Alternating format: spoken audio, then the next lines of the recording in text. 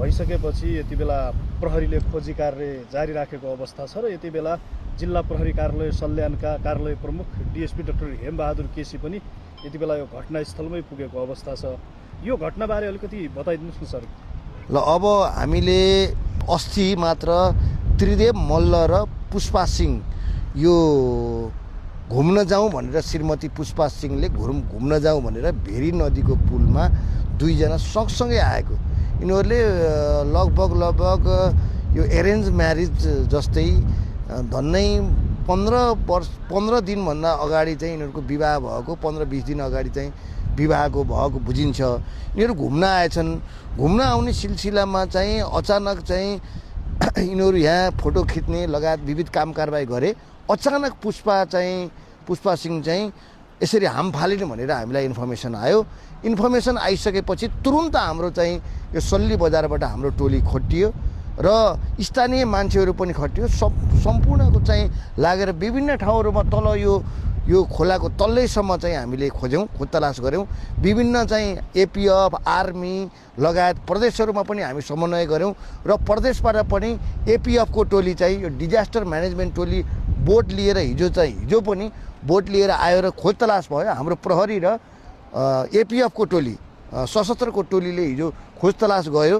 बोटबाट विभिन्न ठाउँहरूमा चाहिँ तल सर्च पनि गर्यो अथवा एउटा चाहिँ फलामको किल्लाहरूबाट पनि खोजतलास भयो। त्यो कहीँ छ कि भन्ने हिसाबले एउटा सामान्य हिसाबको चाहिँ एउटा सानो चाहिँ दूरबीन जस्तो चाहिँ एउटा इक्विपमेन्ट पनि प्रयोग गरियो, तर हिजो पनि भेटिएन र आज तेस्रो दिन पनि हामी खोजतलास गरिराखेका छौँ र अब तुरुन्तै गोताखोर नहुने स्थिति देखिएको हुनाले हाम्रो जिल्ला सुरक्षा समितिबाट त्यसलाई एउटा चाहिँ लेखापढी गरेर अगाडि बढाउने हिसाबको निर्णय पनि गरेका छौँ। सायदै अब पटक हामीले मौखिक रूपमा त गोताखोरको टोलीलाई रिक्वेस्ट गरेकै छौँ। अब हामीले पत्रैबाट पनि उहाँहरूलाई रिक्वेस्ट गरेर यो एरियाभित्र कोही छ कि चाहिँ लास त्यो के हो यकिन गर्नको लागि हामी त्यो प्रक्रियामा छौँ र हाम्रो टिम त लगभग बिहानदेखि बेलुकासम्म यहीँ नै लागेको छ।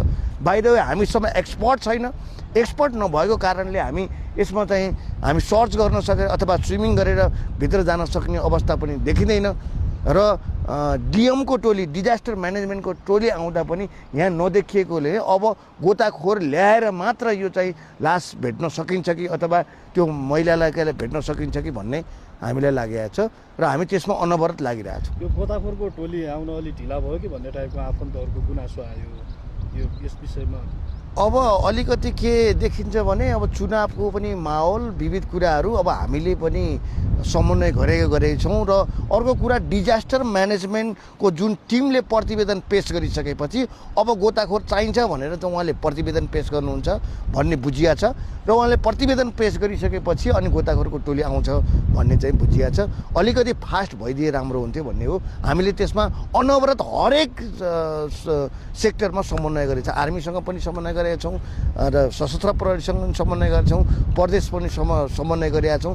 जहाँसम्म लाग्छ हामीले छिटै नै यसलाई यसै खोजी कार्यलाई तीव्र गरेर यो चाहिँ डिटेक्ट गर्ने चाहिँ म जानकारी दिन चाहन्छु। घटनाको यो कारण केही खुलेको छ सर प्रारम्भिक अनुसन्धानमा? अब प्रारम्भिक अनुसन्धानमा घटनामा किन भयो के भयो भन्ने कुरा केही पनि खुलेन। हामीले उहाँको हस्बेन्डसँग पनि धेरै एङ्गलहरूबाट इन्ट्रोगेट गऱ्यौँ, आफ्नै हिसाबले इन्ट्रोगेट गऱ्यौँ र उहाँको अब छोटो समयमा एउटा चाहिँ छोटो समय भएको म्यारिज गरेको पनि र यद्यपि छोटो समय भए तापनि हस्बेन्डलाई पनि मेरो श्रीमती किन हाम फाल्यो भन्ने कुरा नै ऊ नै अन्यलमा भएको कुरा देखिन्छ। के कारणले हाम फाल्यो भन्ने कुरा चाहिँ अझसम्म वास्तवमा केही पनि खुल्न आएको छैन। अनुसन्धानकै क्रममा क्रममा छ। हस्, धन्यवाद। Thank you.